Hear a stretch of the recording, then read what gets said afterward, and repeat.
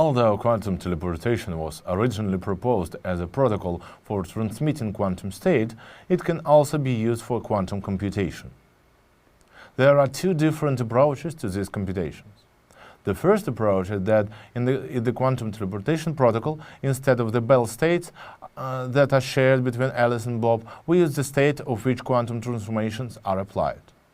For example, instead of the beta 00 state, use U beta 00, where U is a unitary one-qubit operator.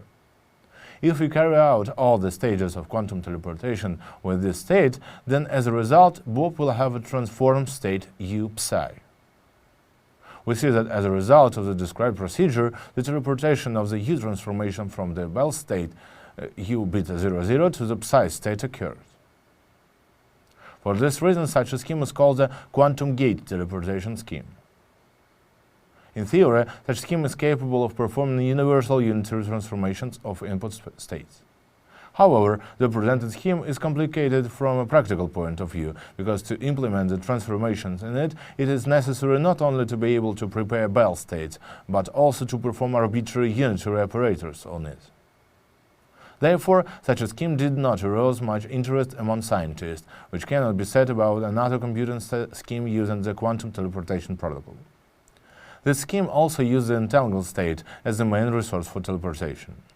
The difference between this computational scheme and the previous one is that the resource state does not need to additionally transform every time. Computations in this scheme are realized using local measurements of the many-particle entangled state by devices, the basis state of which can be chosen arbitrarily. Since when measuring a quantum state, this state is projected onto the basis of the device, the state after measurement will depend on the choice of this very basis. That is to say, the state that Bob will receive in this method will have the form tilde U psi, where the tilde U transformation is completely set by the choice of basis of Alice measuring devices.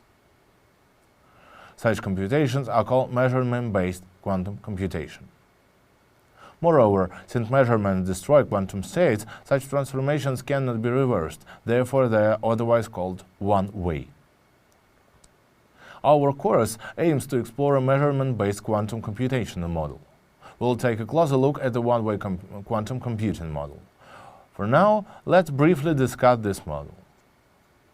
One-way computations are based on making local measurements over quantum many-particle entangled states, called cluster states.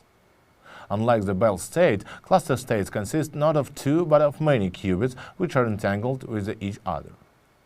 When such a state is measured, it is irreversibly destroyed, however, changing in a controlled manner the subsystem associated with it by quantum entanglement. Simply put, measuring qubits in a complex many-particle state leads to the fact that the unmeasured qubits of the state will change. Thus, the type of transformations obtained in a given computation model depends on the choice of basis of measuring devices. In early studies, it was demonstrated that such a model is universal and is no way inferior in terms of computational power of the standard circuit model. To date, various one-way quantum computing schemes have been proposed for both discrete and continuous variables. We will talk about the second type of variables in detail later. Several schemes have been successfully implemented experimentally.